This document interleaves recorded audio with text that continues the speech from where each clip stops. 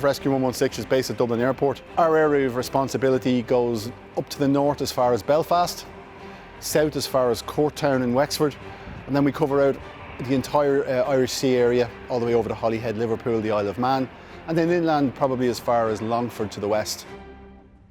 Today basically was an exercise in mountain flying. So we would regularly test ourselves in the Wicklow Mountains because we would work with a lot of mountain rescue teams. You'll get a lot of people during the summer up there, Glen McNask, Glendalough, the entire Wicklow Way, a lot of walkers, a lot of people up having picnics and things.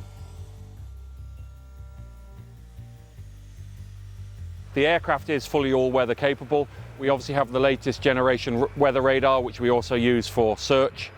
We have forward-looking infrared cameras.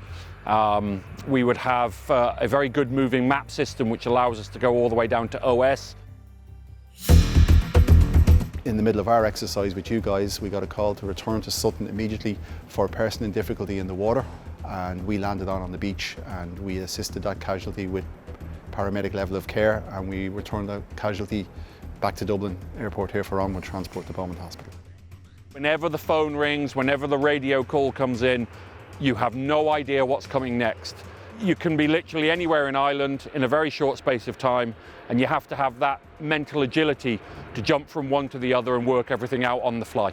You'll get your people getting cut off by the tide, cliff fallers, you'll get people lost at the beach, you'll get kids in lilos getting washed out to sea, all within the space of one shift. You could be just basically running up and down the coast, depending on the frequency of the calls on the day. To succeed in this job, we're looking for people who are resilient, but yet open-minded.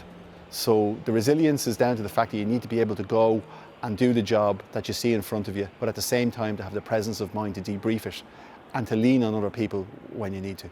The crews who are well known to each other are confident and comfortable in each other's work environment to basically say what they need to say, get support off each other to get through the job, or more importantly, get support later on after the job, where we go off shift and maybe someone will ring somebody else in the evening just to say, look, I heard you had a job last week, it was X or Y, how are things? There is one I will always remember. We picked up a young child one day who was the same age at the time of my daughter at home. Now, unfortunately, the young girl lost her life. We delivered her to hospital, and for me, I'll never forget it, because as she came past the window in the stretcher, it could very well have been my little girl. Emotionally, that's the hardest job I've done in 30 plus years of flying.